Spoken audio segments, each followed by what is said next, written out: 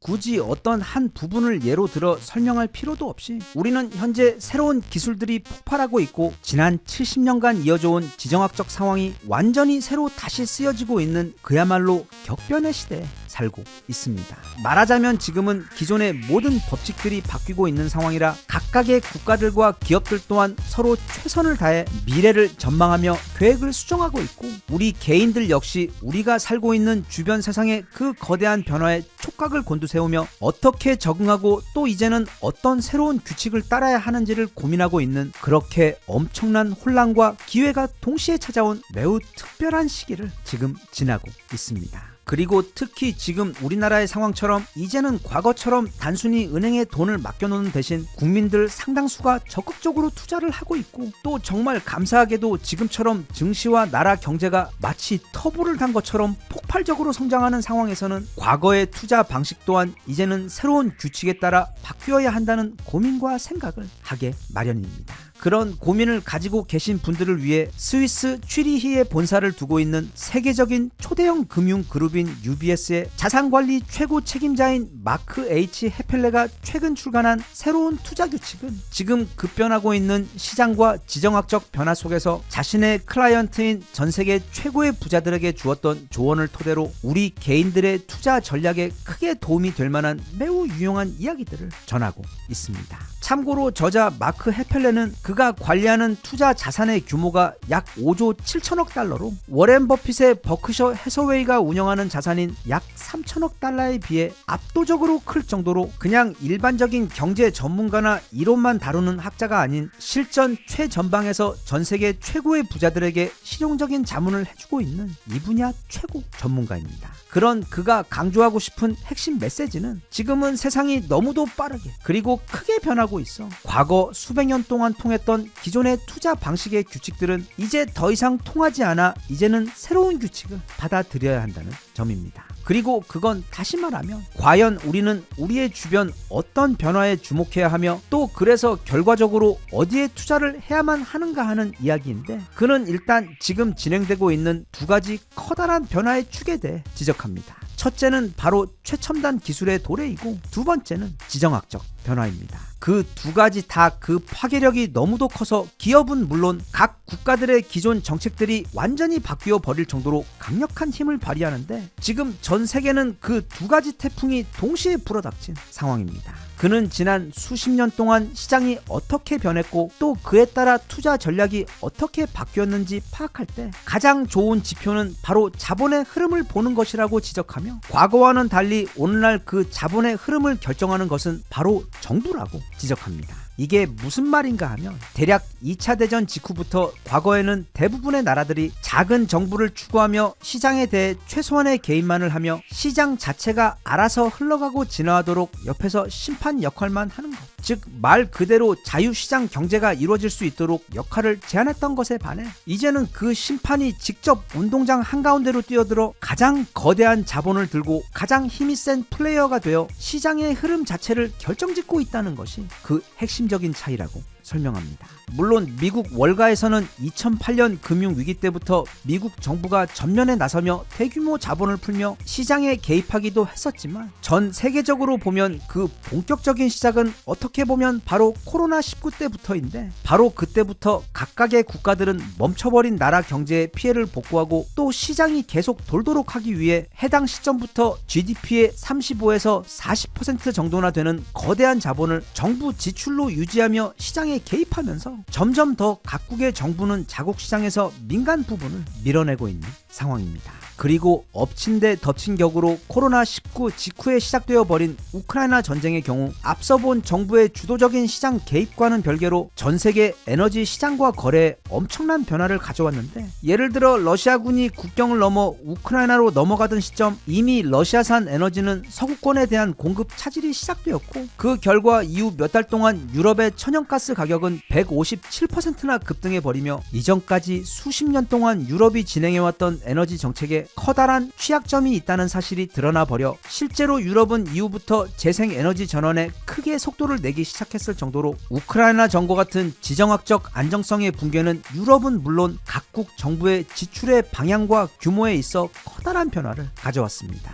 게다가 또 안 그래도 복잡한 이런 상황에서 이제는 갑자기 미국이 동맹국들을 상대로 관세를 협상 카드로 사용하며 대립하는 동시에 또 기존의 적대국인 중국과 러시아와는 전략적 접촉을 이어가며 매우 혼란스럽게 하고 있는데, 사실 이건 최근 크게 전 세계를 흔들고 있는 트럼프만의 문제는 아닙니다. 다들 기억하시겠지만 바이든 때 역시 그때 갑자기 이상한 ILA 법안이라든지 또는 아리백 등 각종 거대한 글로벌 정책들을 발표하며, 그래서 그때 전기차와 배터리 글로벌 공급망 재편과 대규모 태양광 및 풍력 발전소 설치 등 그때 불과 몇 년 사이 수백조에 달하는 돈이 움직였습니다. 그리고 또 이제 트럼프가 되며 그때 지출된 수백조 원의 계획과 지출이 상당 부분 취소가 되어버리면서 이렇게 미국 정부나 지정학적 변화의 그 예상하기 힘든 파도의 움직임에 따라 어마어마한 돈이 움직이고 있는 것이 요즘 세상입니다. 그래서 저자는 책을 통해 지금은 코로나 시기를 기점으로 거대 정부의 시대가 도래했고, 거기에 더해 지정학적 안정성이 무너져 버리며 각국의 정부들이 거대한 자본을 직접 움직이며 개입하는 새로운 시대가 시작되고 있기 때문에 무엇보다 각각의 정부의 지갑이 어디로 열리는지를 관심 있게 지켜보라고 조언합니다. 그리고 여기에 더해 인공지능 기술에 대한 경쟁으로 인한 폭발적인 지출 또한 주시해야 한다고 당부합니다. 예를 들면 이제는 유럽의 대부분의 국가들이 이전에는 상상도 할 수 없었던 GDP의 약 5% 이상을 국방비에 지출하고 있으며, 이미 테크 시장을 넘어 지정학적 안보와 점점 더 밀접하게 연결되고 있는 인공지능 기술은 이제는 각국의 군비 경쟁 및 외교 문제들에도 즉각적으로 영향을 미치고 있는 데다, 현재 미국을 중심으로 각국에서 진행되고 있는 인공지능 관련 투자들에 있어 표면적으로 눈에 보이는 반도체 수출과 수입 외에도 그 거대한 데이터 센터들이 유지되기 위해 필요한 어마어마한 전력을 대기 위해 신규로 건설되는 발전소의 동향과도 같은 부분들 모두 상당 부분 민간은 물론 정부가 직접 개입해서 거대한 자본을 투입하는 핵심 분야들이기 때문에 이런 분야와 주제들의 최신 정보를 긴밀하게 따라잡으며 투자의 방향을 정해야 한다고 조언하고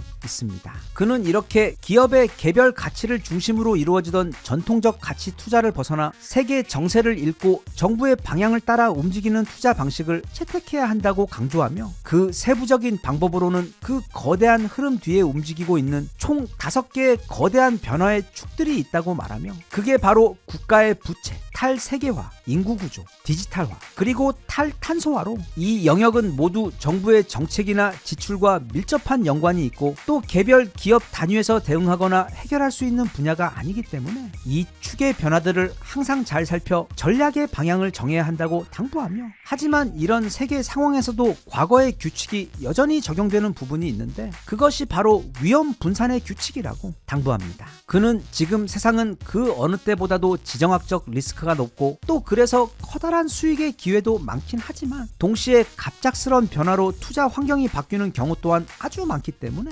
자신의 자산을 유동성, 장수, 그리고 유산 등 3가지 바구니에 나누어, 즉 당장 필요한 자금과 미래를 위한 투자금을 철저히 분리해서 갑작스런 시장의 변화에도 흔들리지 않는 심리적 요새를 구축해야 한다고 당부합니다. 끝으로 그는 그 어떤 시대에 있어서도 가장 유익한 조언인 2가지를 특별히 당부하는데, 바로 자기 자신을 아는 것과 겸손이 그것입니다. 지금처럼 정보가 넘치는 시대에는 만약 자기 자신에 대한 확신 또는 자신이 지금 가지고 있는 정보의 출처에 대한 탄탄한 믿음이 없다면 마치 갈대처럼 작은 변화나 새로운 정보에 의해서도 크게 흔들릴 수밖에 없기 때문에 나와 시장 사이의 싸움을 지피지기해서 항상 시장의 동향을 그리고 세계의 흐름을 관찰하되 자신의 역량과 또 자신의 한계 역시 스스로 잘 파악하고 있어 무엇보다 어떤 상황에서도 당황하지 말고 늘 평정심을 유지할 수 있도록 스스로를 훈련시켜야 한다고, 또 그것이 모든 투자자들의 첫 번째 덕목이라고 강조했습니다.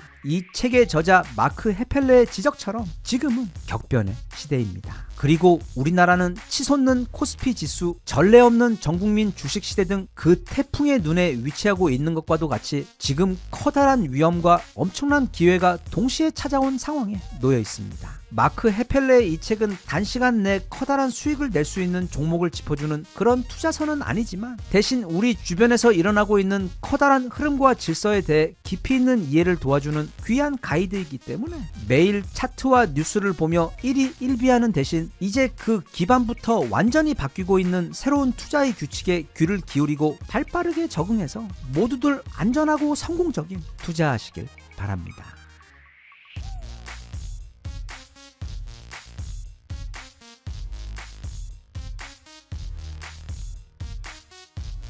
Even if you tried, you wouldn't understand it. Maybe something's missing inside of you.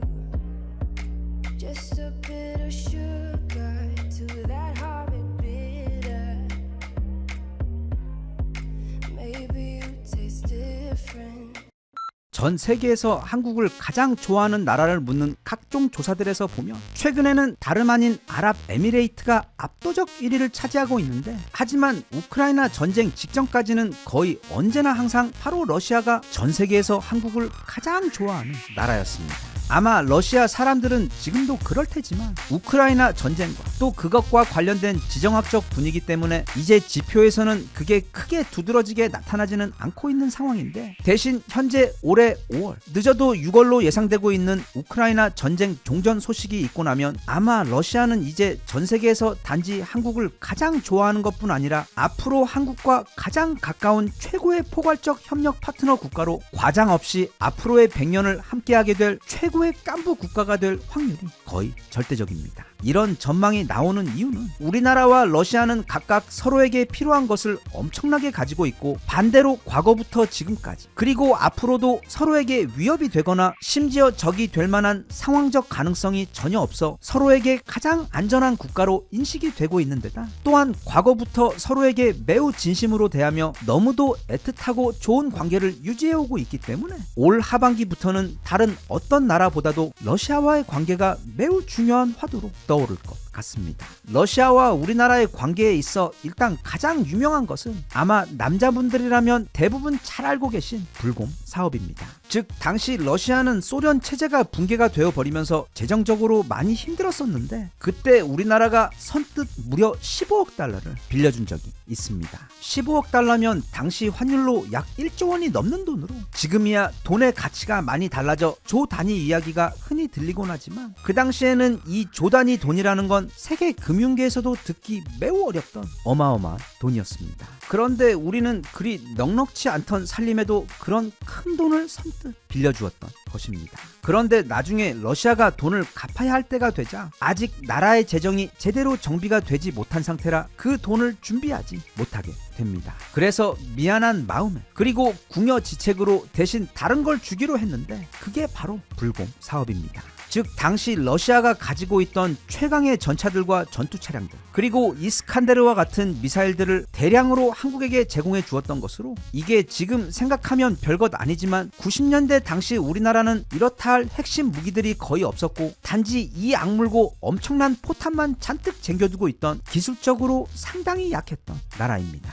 하지만 러시아의 이 선물로 인해 우리나라 기술진들은 러시아로부터 온 전차와 장갑차 그리고 미사일들을 분해하여 밤새 연구하기 시작했고, 그리고 그렇게 몇 년을 고생하고 난 끝에 짠 하고 나타난 것이 지금 전 세계 최강 전차로 꼽히고 있는 우리나라의 K2 흑표이며, 또 BMP-3 장갑차 덕분에 탄생한 것이 K-21 장갑차이고, 당시 받아온 메티스 M 대전차 미사일 덕분에 나온 것이 오늘날 K2와 K9과 함께 전 세계 최강의 완성도로 인정받고 있는 바로 형궁입니다. 그런데 이게 다가 아닙니다. 우리나라 하면 미사일이고 또 미사일 하면 우리나라일 정도로 우리에겐 현무 시리즈와 같은 미사일 전력이 가장 중요한 핵심 타격 무기인데, 잘 살펴보면 우리나라의 현무 미사일과 러시아의 이스칸데르 미사일은 특히 그 두 상은 마치 어릴 적 헤어진 쌍둥이 형제처럼 너무도 똑같이 생겼습니다. 왜냐하면 그 둘은 엄마가 같기 때문입니다. 어머니가 러시아 분이십니다.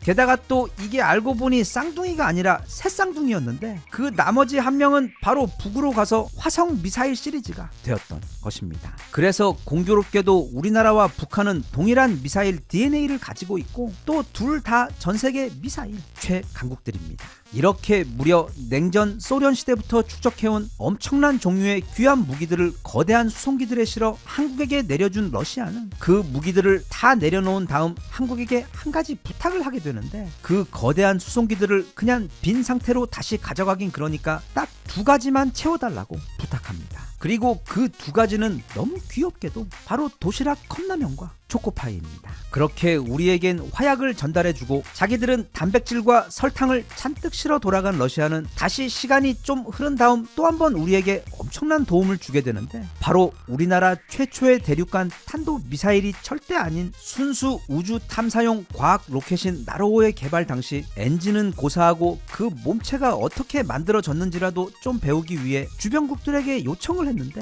그때 미국도 일본도 모두 우리에게 철저하게 철벽을 치며 아주 작은 기술도 절대로 주기를 거부한 상황에서 오직 러시아만이 친절하게 우리에게 도움의 손길을 내밀며 그럼 우리가 우리나라에 있는 로켓 한 대 보낼게 하고는 실제로 로켓을 보내오게 되는데, 그래서 이제 우리나라 기술자들은 그 로켓 껍데기를 또 분해하고 연구하여 이런 초대형 로켓은 어떻게 만들 수 있는지 공부하게 되는데, 여기서 한 가지 엄청나게 커다란 문제는 이 쿨한 러시아가 그냥 껍데기 몸체만 보낸 것이 아니라 이 로켓 사업 기술력의 핵심 중 핵심이라고 할 수 있는 로켓 엔진까지, 그것도 정상적으로 작동하는 멀쩡한 엔진까지 함께 보내준 것입니다. 그와 같은 러시아의 도움 덕분에 우리는 나로호를 만들 수 있었고, 이후 자체적인 기술력을 계속 축적하면서 얼마 전에는 이제는 거의 완성형이라고 할 수 있는 누리호를 순수 우리 기술력으로 멋지게 성공시켜 드디어 보유할 수 있게 된 것입니다. 러시아는 매번 우리에게 이렇게 커다란 도움을 주면서 그 대가로는 오직 도시락과 초코파이만을 원할 뿐,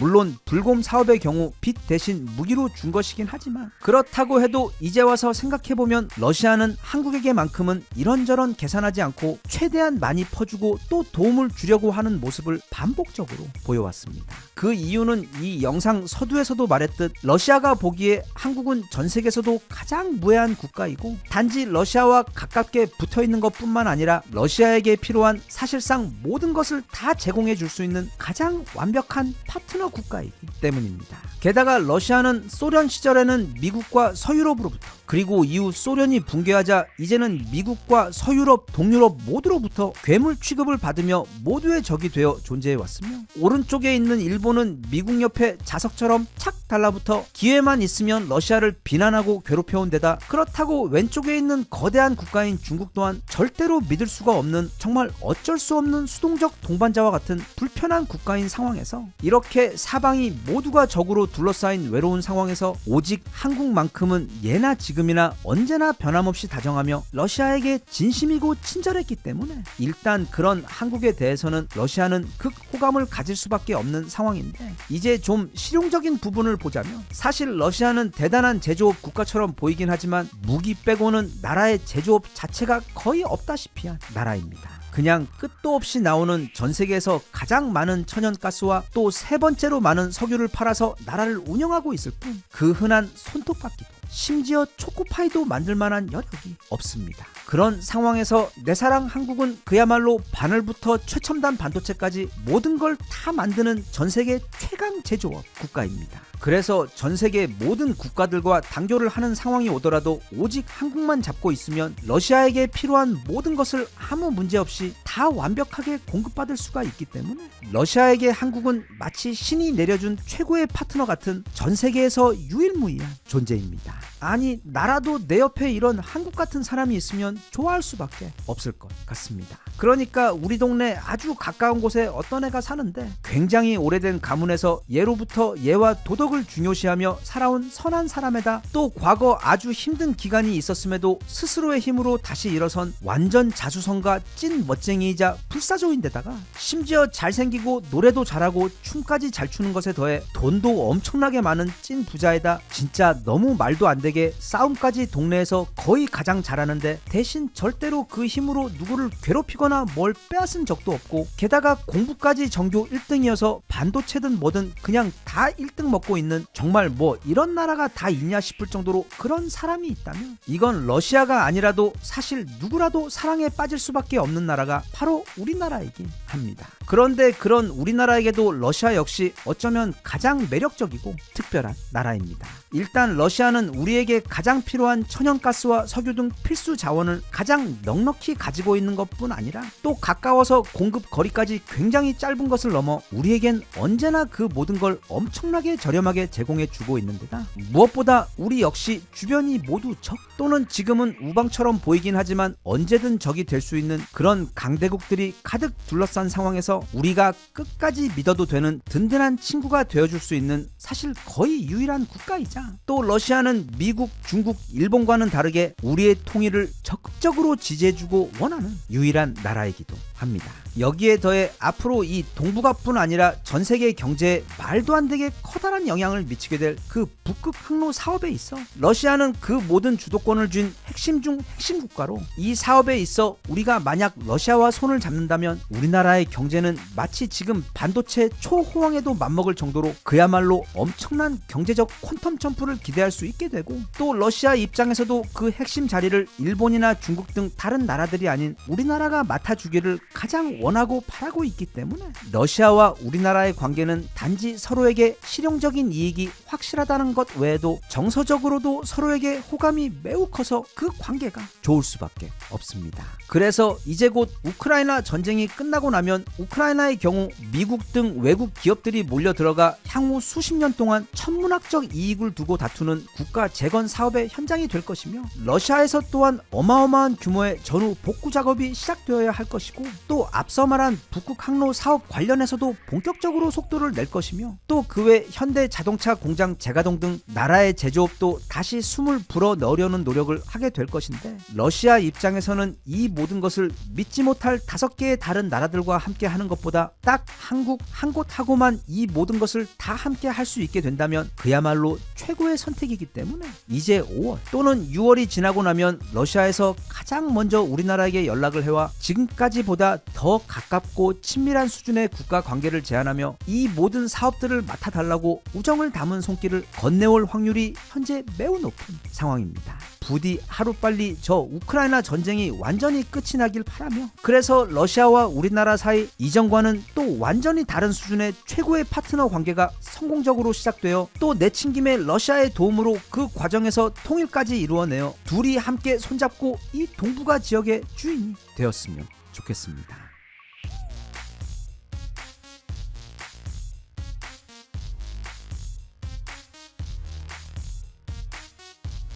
Even if you tried, you wouldn't understand it. Maybe something's missing inside of you.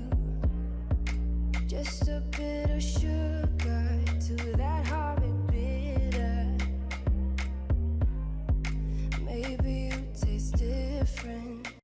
진짜 요즘처럼 전 국민이 경제에 관심이 많았던 적이 없었던 것 같습니다. 특히 최근 주식시장이 엄청나게 호황이다 보니까 다들 각자 나름대로 다양한 곳에 투자를 하시며 이전보다 훨씬 더 활발한 경제 활동을 하고 계시는 것 같은데 대신 이런 전 국민적 강력한 투자 열풍과는 별개로 그 모든 투자의 배경이 되어주는 기본적인 경제 공부는 이게 굉장히 중요함에도 불구하고 그 필수적인 경제 지식을 어디서 배울 기회가 없어. 우리들 대부분은 그냥 주변 사람들의 말에 따라서 또는 말하자면 그냥 감으로 투자를 하고 경제 생활을 해가는 경우가 일반적입니다. 김연아 선수가 세계 최강 경쟁자들과 맞붙어서 그 경쟁자들은 계속 실수를 하거나 아니면 반칙을 하면서 이기려고 하던 상황에서 본인은 항상 변함없이 흔들림 없는 최상의 연기를 보여줄 수 있었던 이유는 바로 그녀에겐 탄탄한 기본기가 있었기 때문이었고 또 박지성 또한 상대적으로 작은 덩치에도 불구하고 유럽 최고의 축구 클럽에 가서 오랜 기간 실력을 인정받으며 전설이 될 수 있었던 이유 역시 그의 탄탄한 기본기가 핵심적인 역할을 해주었기 때문입니다.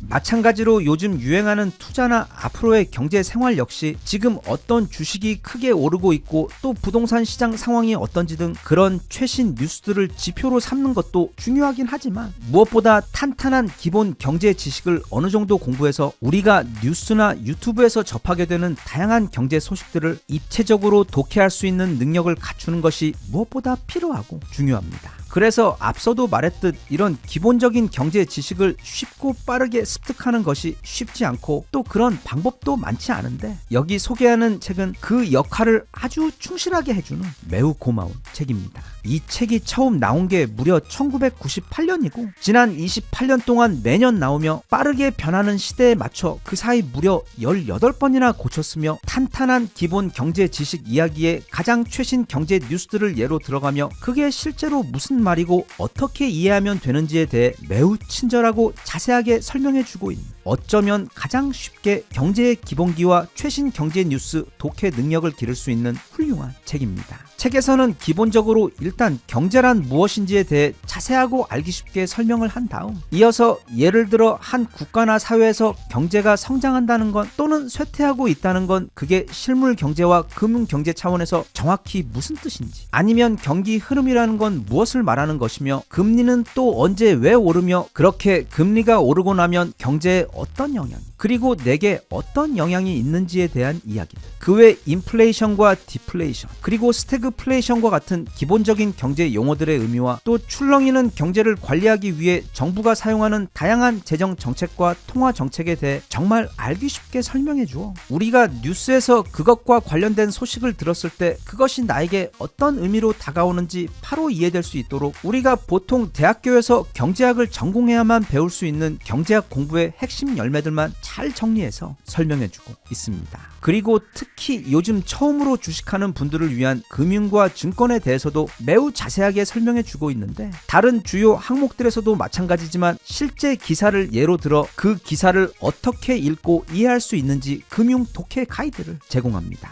예를 들어 얼마 전까지 뉴스에서 정말 많이 나왔던 금융 완화와 양적 완화 주제를 다루며 여기 이 실제 기사를 통해 각국 중앙은행의 양적 완화 역사부터 어떤 경우에 중앙은행은 양적 완화를 하며 또 그게 경기와 주식시장에 어떤 영향을 미치는지 매우 자세하게 설명해주고 있고 우리나라에 있는 다양한 종류의 은행 기관들에 대해 한눈에 알아볼 수 있도록 정리해 설명하며 각각의 기관들의 차이가 무엇인지를 가르쳐주고 있으며 특정 기업이 채무를 어떻게 관리하고 있고 그것이 그들의 신용 등급에 어떤 영향을 미치며 결과적으로 투자자들이 그 지표들에 따라 어떤 판단을 해야 하는지도 친절하게 알려줍니다. 또는 요즘 매우 핫한 글로벌 경제 이슈인 코인과 같은 디지털 화폐에 대해서도 스테이블 코인, 비트코인, CBDC 등 다양한 종류의 디지털 코인에 대해 포괄적인 정리와 설명을 제공하며 그 각각의 차이를 소개하고 디지털 화폐의 필연적인 등장으로 인해 기존 금융 시스템과 또 사회 구조가 어떻게 바뀌고 있는지도 한눈에 조망할 수 있도록 설명해주고 있습니다. 그 외 가장 중요하게 요즘 정말 불붙은 듯 폭등하고 있는 우리나라의 대표 주식들에 대해서도 소개하며 일단 각각의 주식 시세표를 보는 기본적인 방법 그러니까 현재가, 전일 대비, 등락률, 시가,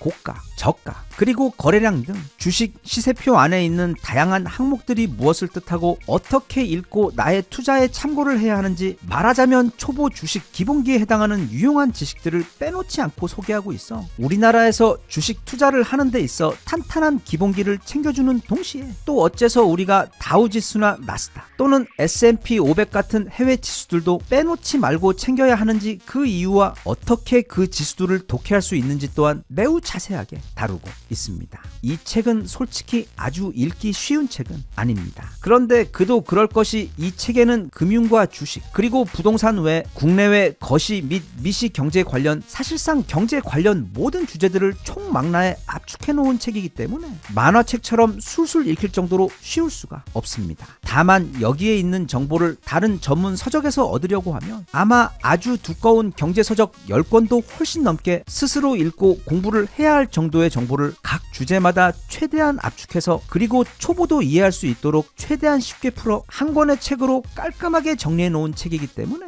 만약 본인이 최근 주식뿐 아니라 경제에 대해 본격적으로 관심을 가지고 공부를 시작하신 경우 또는 최근 주식을 시작하셔서 TV나 뉴스에 나오는 경제 뉴스들을 빼놓지 않고 보시는 그런 분들이라면 조금 시간을 들여 이 책을 먼저 한번 읽고 나면 이제까지는 조각조각 단편적이었던 경제 기사들이 하나의 커다란 커다란 스토리가 되어 좀 더 눈에 들어오고, 또 그래서 내가 어떻게 해야 할지에 대해서도 스스로 판단하고 결정할 수 있는 유용한 가이드를 제공해 줄 것이기 때문에 이제 경제가 그리고 금융이 내 인생에서 좀 더 커다란 부분으로 자리 잡아 본격적으로 공부를 하고 싶으신 분들은 이 책을 꼭 한번 읽어보시고, 또 한번 읽은 다음에도 늘 가까이 두고 궁금한 것이 생길 때마다 해당 항목을 찾아 필요한 지식을 보충하시는 것이 아마 적지 않은 도움이 될 것이라고 생각합니다. 이 세상에 공부 없이 얻을 수 있는 것은 없습니다. 그리고 공부는 남이 대신 해줄 수도 없고, 내가 직접 공부하지 않으면 어쩔 수 없이 남의 의견에만 의존하게 되며, 또 공부를 하는 데 있어서는 절대 지름길이 없으며 시간이 좀 걸리더라도 기본기부터 탄탄히 챙기는 것이 가장 빠른 길인데, 대신 기본기가 탄탄하게 되면 그 이후부터는 옵션이 무한대가 되기 때문에 이제는 우리 삶에서 너무도 중요해진 이 경제와 금융이라는 거대한 주제들에 대해 올해는 꼭 한번 시간을 내어 찬찬히 공부를 시작해 보실 수 있었으면 좋겠습니다.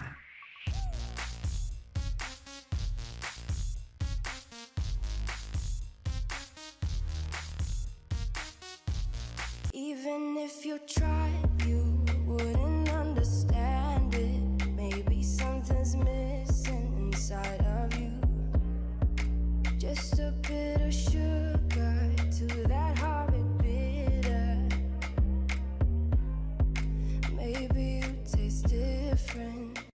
예전에 우리나라에 아침형 인간이라는 이상한 유행이 불면서 그때 막 사람들이 새벽 4시에 일어나고 아니면 5시에 일어나서 그 추운데 밖에 나가 달리기도 하면서 그렇게 마치 아침에 일찍 일어나는 게 무슨 성공에 있어 대단한 비법이라도 되는 양 크게 유행이 되었던 적이 있었는데, 그런데 이게 알고 보니 실제로 아침에 일찍 일어나는 건 정말로 성공에 굉장히 큰 도움이 되는 일종의 치트키 같은 생활 습관이었습니다. 그런데 그때 그 아침형 인간 유행을 만들었던 책이 정말 정직한 제목의 아침형 인간이라는 책이었는데, 같은 주제로 여러 권을 읽어본 입장에서 분명 그 책도 좋았지만 정말로 좋았던 책은 바로 미라클 모닝이라는 책이었습니다. 대부분 사람들이 그냥 이 책의 제목만 보고는 뭐 아침에 일찍 일어나면 좋다는 그런 흔한 이야기겠지 하며 굳이 읽어보지 않으신 분들도 꽤 계실 텐데, 아침에 일어나는 이야기는 그 책 이야기의 채 3분의 1도 되지 않고 나머지는 전부 건강하고 효율적인 생활 습관을 만들고, 또 어떻게 하면 바른 마인드셋을 가져서 단지 성공만 하는 것이 아닌 더 만족스러운 인생을 살 수 있는지에 대해 진짜 한 페이지도 버릴 것 없이 좋은 이야기가 가득했던 그런 책이었는데, 최근 그 미라클 모닝의 저자인 할 엘로드가 기존 책의 내용을 보강하고 특히 그걸 지금 40대 중반부터 50대 이후인 사람들에게 도움을 주기 위해 오랜 기간 완성한 매우 강력한 책 50세 이후를 위한 미라클 모닝을 발표했습니다. 이 책은 단지 아침에 일찍 일어나자와 같은 1차원적인 이야기가 아닌, 지금 50세 전후에 있는 사람들에게는 그게 거의 죽고 사는 문제처럼 얼마나 중요한지, 그리고 실제로도 우리 사회에서 최고로 성공한 사람들은 어째서 아침에 일찍 일어나고 정해진 루틴으로 매일 아침에 첫 1시간을 보내며 그렇게 하는 것이 인생과 일에 있어 얼마나 강력한 힘을 발휘하는지를 정말 와닿게 풀어 설명해준 중년들에게 매우 유익한 굉장히 좋은 자기계발서입니다. 그래서 그 핵심 내용 중 일부를 여기서 미리 좀 살펴보자면, 이게 우리 사회에서는 마치 젊음이 어떤 대단한 지위인 것처럼 젊을 때의 삶은 빛나고 가치가 있지만, 대신 40세나 50세 이후의 중년 노인의 삶은 마치 무슨 형벌처럼 이제는 아무짝에도 쓸모가 없고 그저 죽는 날만 기다리며 사회적으로도 무용하며 또 본인들에게도 아무런 희망이나 가치도 찾을 수 없고 외롭고 힘든 시기인 것처럼 설득하기도 하지만 실상은 전혀 그렇지가 않다는 것입니다. 즉 우리가 그 시기를 어떻게 보내느냐에 따라 이제 막 50이 넘은 분들이나 아니면 이미 진작에 그 선을 넘어 이제 60 또는 70이 된 사람들 모두 지금 자신의 시간과 하루, 그리고 무엇보다 마음가짐을 어떻게 보내고 관리하느냐에 따라 앞으로 충분히 의미가 있고 또 하루하루 만족감에 찬 인생을 보낼 수가 있다는 뜻입니다. 그리고 그 시작은 바로 어떻게 아침을 보냈냐에서 갈린다고 저자 할은 강조합니다. 예를 한번 한번 들어보겠습니다. 아침에 일어나 출근을 하는데 지하철에서 어떤 아저씨하고 어깨를 부딪혔는데 그 아저씨가 다짜고짜 욕설을 하며 내게 화를 냈다면, 또는 지하철에서 내려 회사로 걸어가고 있는데 옆에서 지나가던 차가 물 웅덩이를 밟고 지나가며 내 옷에 진흙물이 튀겨 옷이 엉망이 되었다며, 이건 뭐 볼 것도 없이 그 아침부터 기분이 완전히 망쳐버려 그 기분대로 하루 종일 화가 나 있고 일도 제대로 되지 않으며 또 자칫 잘못하면 신경이 잔뜩 곤두서 있어서 다른 사람들과 사소한 일 때문에 다툼이 날 수도 있을 것입니다. 그리고 그 반대로 만약 아침에 출근을 하는데 아주 기분 좋은 일이 있었다면 아무래도 그 나머지 하루 역시 계속 그 기분대로 좋게 흘러갈 확률이 매우 높습니다. 즉 이 말인즉슨 사람을 처음 만날 때 주는 그 첫 인상이 생각보다 훨씬 더 강력한 힘을 발휘하는 것처럼 나의 첫 시작인 나의 아침이 내게 가장 유리하고 도움이 되며 또 나의 정신이 가장 건강한 상태로 하루를 시작할 수 있도록 내가 의도적으로 설계하고 살아가는 것이 그 하루를 넘어 인생을 성공적으로 살아가는데 핵심 중의 핵심이라는 뜻입니다. 이게 제목이 미라클 모닝이라고 해서 막 새벽 4시처럼 기적적으로 일찍 일어나야 된다는 게 아닙니다. 7시에 일어나도 되고 시간 여유가 되는 사람은 8시 또는 9시에 일어나도 상관없습니다. 중요한 건 그래서 내가 아침에 일어나서 그 첫 5분 동안 또는 그 첫 1시간 동안 무엇을 하느냐는 게 핵심입니다. 아무런 루틴이 없어 밤새 인터넷 서핑하다가 늦잠 자서 아침에 알람 시계 몇 번이나 스누즈 누르다가 늦게 일어나 허둥지둥 급하게 일어나 쫓기듯이 회사에 출근하는 것은 이미 아침부터 이 하루의 게임을 지고 시작하는 것이나 마찬가지입니다. 옛날에 아리스토텔레스라는 그리스 아저씨가 항상 생각을 조심해야 하는 이유가 생각은 말이 되고 행동이 되며 또 그 행동은 습관이 되고 그래서 그 습관은 결국 운명이 되기 때문이라고 했던 말처럼 아침에 나만을 위한 강력한 루틴을 미리 설계해서 정해놓고 매일 아침 최선을 다해 그 루틴에 맞춰 그 새로운 하루에 대한 나의 마음가짐과 나의 건강을 알뜰하게 챙긴 상태로 그렇게 하루를 시작하게 되면 그런 아침은 성공적인 하루가 될 확률이 높고 또 그런 하루들이 모여 성공적인 1년 그리고 인생이 될 확률이 매우 높기 때문입니다. 자, 그럼 좀 구체적인 이야기로 들어가서 아침에 해야 할 가장 중요한 것 중 하나가 바로 나의 정신을 내가 원하는 상태로 바로잡는 것입니다. 그래서 아침에 일어나자마자 인터넷에서 뉴스를 읽거나 또는 나쁜 생각을 하는 것은 좋은 생각이 아닙니다. 내 아침 정신을 정말 적극적으로 보호해야 합니다. 그래서 그 대신 잠에서 깨서 일어나자마자 가장 좋은 것은 일단 미지근한 물을 꼭 한 잔 먼저 마셔주고 그 다음에는 아침에 그 고요한 분위기를 깨지 않는 상태에서 최대한 이용해 아주 짧게라도 그 하루에 대해 또는 나의 목표에 대해 명상을 하는 것입니다. 또 여기서 명상이라는 단어가 나오니까 벌써부터 이게 뭔가 굉장히 심오하고 어려운 그리고 어딘가 종교적이고 지루하고 엄청 모호한 그런 것을 생각하실 수도 있는데 그럼 그런 것 말고 짧게 감사의 기도를 해도 됩니다. 어차피 명상이라는 것도 그 종류가 굉장히 많지만 여기서 말하는 명상은 나에게 가장 중요한 것들에 대해 한 번 더 집중해서 생각하며 아침에 그 고요한 힘을 빌어 그게 내 마음속에 하루의 시작부터 잘 자리를 잡도록 해주는 또는 그 생각이나 이미지가 나의 하루 시작의 첫 출발점이 되어주도록 하는 것이기 때문에 딱히 어제 여자친구가 생겼거나 아니면 로또 1등 같은 것에 당첨되지 않았어도 그저 오늘도 내가 따뜻한 이불 속에서 건강하게 일어나 새로운 하루를 살아갈 수 있게 된 것에 대해 그래서 오늘 하루도 나에게 좋은 일들이 찾아오고 좋은 사람들을 만나 행복한 하루를 보낼 수 있기를 그런 감사와 바램을 짧은 시간 동안 내 마음에 채워넣는 시간을 가지라는 것입니다. 그렇게 가장 중요한 첫 5분을 보내고 나면 이제는 나한테 가장 중요한 것을 아는 것입니다. 지금 내가 건강이 좋지 않아서 운동을 해야 하는 사람은 10분이든 20분이든 짧게 운동을 하고 내가 만약 글을 쓰는 작가라면 아침에 그 좋은 기분과 고요함 속에 쌓여 1시간 또는 2시간 따뜻한 커피를 마시며 글을 쓸 수도 있고 아니면 지금 1시가 급한 굉장히 바쁜 투자자라면 그 첫 1시간 동안 투자 업무 관련 가장 중요한 일들을 모아 집중해서 처리하라는 뜻인데 그렇게 아침에 가장 중요한 일들을 하라는 이유는 이걸 해보신 분들은 잘 아시겠지만 아침에 1시간은 저녁에 4시간, 5시간과도 맞먹는 엄청나게 압축된 집중력과 무엇보다 머리가 굉장히 맑기 때문에 일이 엄청 잘 됩니다. 그래서 아침에 내게 가장 중요한 일을 몰아서 하라고 하는 것입니다. 그리고 이 책에서는 감정 최적화 훈련에 대해서도 가르쳐 주고 있는데 예를 들면 바닥이나 의자에 잠시 앉아 감사기도 또는 명상을 한 다음 1시간 동안 자신에게 가장 중요한 일을 한 다음에 이제 출근 준비를 해야 하는 시간이 오며 그때 잠시 다시 또 자신의 마음으로 들어가 오늘 나의 하루가 어땠으면 좋겠다는 그 최적의 감정 상태를 선택한 다음 그 감정을 잠시 상상하며 느껴보는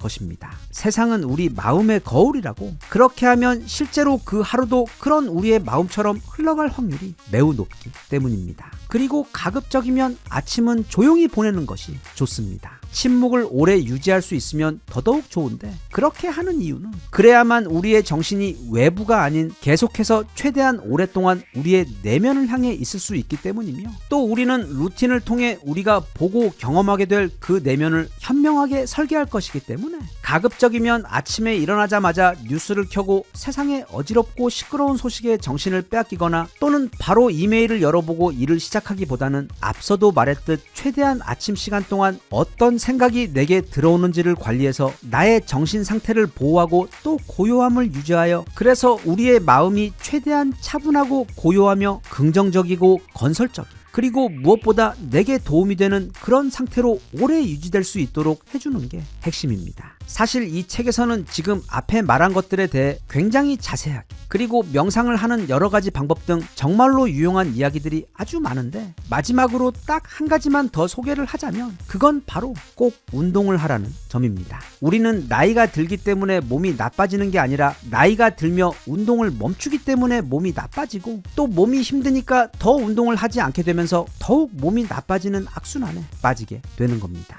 요즘에는 나이에서 17살을 빼고 계산하라고도 합니다. 그러니까 지금 본인이 50살이시면 옛날에 비하자면 대략 33살 정도 되는 것입니다. 대신 이런 이야기는 우리끼리 여기서만 해야지 젊은 친구들 있는 데서 하셨다가는 좋은 소리 못 들을 수도 있기 때문에 그냥 그렇게 요즘 중년들은 그 몸 상태나 마음가짐 그리고 기대 수명으로 볼 때 예전보다 훨씬 더 젊다는 것은 객관적인 그리고 과학적인 팩트이기 때문에 지금 자신이 50대 초반이라고 아니면 벌써 60이 넘었다고 절대로 미리 포기하지 말고 하루 10분이나 15분씩이라도 꾸준하게 운동을 하면 단 몇 개월 만에라도 벌써 내가 보는 나와 그리고 남들이 보는 나 모두 몰라보게 젊고 건강해지는 것은 물론이고 그런 변화를 직접 경험하면서 내게 자신감까지 생겨 마음까지 함께 젊어질 수가 있기 때문에 우리 인생은 끝날 때까지 절대 끝난 게 아니며 포기는 김장할 때나 쓰는 말이기 때문에 절대로 내 건강도 그리고 내게 남은 내 인생에서 어떤 행복하고 설레는 일들이 나를 기다리고 있을지에 대해서도 절대로 포기하지 마시고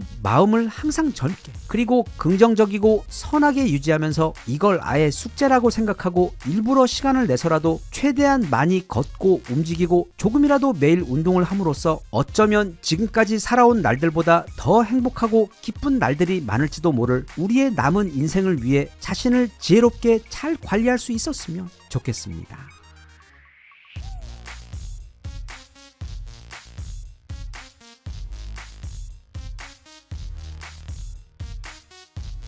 Even if you tried, you wouldn't understand it. Maybe something's missing inside of you. Just a bit of sugar to that heartbeat bitter. Maybe you taste different. 요즘 매년 새해가 시작되고 나면 물론 엔비디아나 삼성 그리고 SK 하이닉스에서 업그레이드된 새로운 반도체들이 등장하고 있고 또 애플이나 삼성에서 새로운 기능을 탑재한 신형 스마트폰을 출시하면서 마치 매년 새로운 블록버스터 영화가 나오듯 다음엔 뭐가 나올까 그걸 기대하는 재미가 크기도 한데 사실 전 세계 첨단 무기계에서도 비슷한 흥미롭고 멋진 새로운 무기들이 계속해서 등장하고 있습니다. 대신 이 무기계는 아이폰 같은 스마트폰 시장과는 달리 또는 4년에서 7년 사이 페이스리프트를 넘어 풀체인지까지 완전히 새로운 모델이 나오는 자동차 업계와 비교해서도 그 신형 모델 출시 주기가 때론 수십 년씩 될 정도로 매우 길기 때문에 가끔씩 신형 무기 소식이 들려오면 정말로 흥분되고 너무 궁금해 관심이 갑니다. 그런 와중에 아무래도 지난 30년 사이 새로 출시되었던 최첨단 무기들 가운데 가장 대단했던 것은 바로 미국의 스텔스 전투기인 F-22 랩터와 그리고 지금 봐도 아니 이게 한 500년 후에 나온다고 해도 여전히 멋있을 바로 B-2 스텔스 폭격기일 텐데, 이 B-2 스텔스의 경우 바로 작년에 그 후속 모델인 B-21 레이더가 나오며 엄청난 관심을 받았던 적이 있습니다. 참고로 이 B-21 폭격기는 앞으로 최소 30년간 미국의 국방 전력을 상징하는 핵심 병기가 되어줄 엄청난 폭격기로, 이건 이미 너무도 뛰어났던 B-2 폭격기와 유사한 형태를 가지고 있지만 그 내용을 살펴보면 완전히 새로운 레벨의 첨단 기술력이 모두 집약된 전세계 최초의 6세대 스텔스 폭격기로, 과거 B-2 폭격기는 새로운 기술로 업그레이드를 하려면 장비를 통째로 꺼내서 바꿔야 했지만 이 새로운 B-21 폭격기의 경우 마치 요즘 스마트폰처럼 태생부터가 아예 디지털 세대로 설계되어 그냥 온라인으로 새로운 소프트웨어만 다운로드하면 마치 매트릭스에서 주인공 네오가 격투기 능력을 다운로드 받아 사용하게 되는 것처럼 언제든 빠르게 최신식 기술이 즉시 적용될 수 있는, 말하자면 날개 달린 슈퍼 컴퓨터입니다. 게다가 또 B-2는 대당 생산 단가가 무려 2조 원에 달해 미국마저도 그걸 딱 21대밖에 만들지 못했었는데, 대신 이 B-21은 생산 단가를 크게 낮춰서 미국은 이걸 최소 100대에서 150대까지 생산해서 운용하겠다고 발표한 상황입니다. 이런 게 두어 대만 있어도 사실 손 놓고 당해야만 해서 너무도 무서운데, 그걸 무려 100대 또는 150대나 운용할 계획이기 때문에 아마 다음 30년도 이전 30년처럼 전 세계 하늘은 미 공군이 지배하게 될 확률이 매우 커 보입니다. 상황이 이렇자 표면상 미국의 가장 큰 적국인 러시아와 중국에서도 여기에 대응하는 신형 스텔스 폭격기를 최근 각자 공개했는데, 먼저 썸네일에서 본 그 하얀 백조 같은 폭격기가 바로 러시아가 최근 공개한 팍다 스텔스 폭격기입니다. 이 폭격기는 러시아가 미국의 B-21에 맞서기 위해 개발한 것으로, B-21과 마찬가지로 날개 자체가 동체인 전익기 디자인을 가지고 있는데, 대신 이 팍다 폭격기는 B-21보다 덩치가 훨씬 더 커서 최대 35톤에 달하는 폭탄을 싣고 날아갈 수가 있고, 재급유 없이도 대략 12,000km의 거리를 날아갈 수 있어 사실상 미국 포함 전세계 주요 도시들을 모두 사정권에 두고 있으며, 무엇보다 적의 최첨단 방공망을 무력화시키는 KH-95와 같은 차세대 극초음속 미사일을 공중에서 발사할 수 있어 사실상 방어가 불가능한 폭격기입니다. 이 막강한 폭격기는 원래는 2023년에 시제기가 완성되고 2025년부터 비행을 시작하기로 되어 있었는데, 푸틴이 2022년에 시작한 우크라이나 전쟁이 당초 계획보다 너무도 오래 걸리고 있고, 또 미국발 경제 제재로 개발 자금까지 영향을 받게 되면서 그 개발 기간이 대략 3년 정도 뒤로 늦어지며 그 실전 배치 시기는 아마 2027년 말 정도가 될 것으로 현재 전망되고 있는 상황으로, 작년 말부터 러시아는 미국의 B-21 폭격기의 공식 발표 이후 이 팍다 폭격기 관련 기사를 대대적으로 공개하고 있는 상황입니다. 한편 중국에서는 이것보다 훨씬 더 큰 항공무기를 최근 공개했습니다. 생긴 건 미국의 B-2나 아니면 조금 전 살펴본 러시아 폭격기와 매우 유사한 전익기 형태를 하고 있는데, 대신 그 크기가 대략 20배 가까이 큽니다. 그러니까 냔냐오라는 이름의 이 거대한 항공기는 폭격기가 아니라 하늘을 나는 공중 항공모함으로, 앞에서부터 뒤까지 전체 길이가 242m에다 또 날개 폭이 무려 684m에 달하는 크기, 즉 축구장 몇 개를 합친 크기의 어마무시한 덩치를 가지고 있는 비행기로, 그래서 최대 이륙 중량도 12만 톤에 달합니다. 선체 내부에는 경납고가 있어서 전투기를 88대를 싣고 다닐 수가 있는 데다 레이저 병기 및 고에너지 입자포까지 탑재하고 있어 하늘을 나는 무적의 요새 같은 비행체가 바로 이 냔냐오라고 중국에서는 발표했습니다. 일단 DJI 같은 회사들 보면 중국이 드론도 잘 만들고, 또 비록 자기들 눈에만 안 보이는 것이지만 스텔스 전투기도 꽤 일찍부터 만들어 왔고, 요즘에는 인공지능이나 로봇 기술도 상당히 앞서 나가면서 기술력이 뛰어난 건 분명히 맞는데, 축구장 3개를 이어놓은 크기에 그것도 12만 톤이나 되는 이런 공중 항공모함을 실제로 만들 수 있다는 건 우리 솔직히 말해서 매우 현실성이 없어 보입니다. 게다가 저 커다란 게 하늘에 떠다니면 미국이나 적국도 진짜 무슨 바보가 아닌 이상 극초음속 미사일 몇 방 쏴서 떨어뜨리거나 아니면 2차 대전 때 일본 항공모함들 당했던 것처럼 F-22나 F-35 같은 전투기들이 벌떼처럼 달려들어 공격하면, 그래서 그 미사일 중 몇 대만 적중해도 저 공룡 비행체는 그 안에 88대의 전투기들을 모두 끌어안고 그냥 추락할 것 같은데, 아마도 이건 이런 거 좋아하는 중국 국민들에게 홍보하기 위해 만들어낸 일종의 판타지 국방 홍보 영화 같은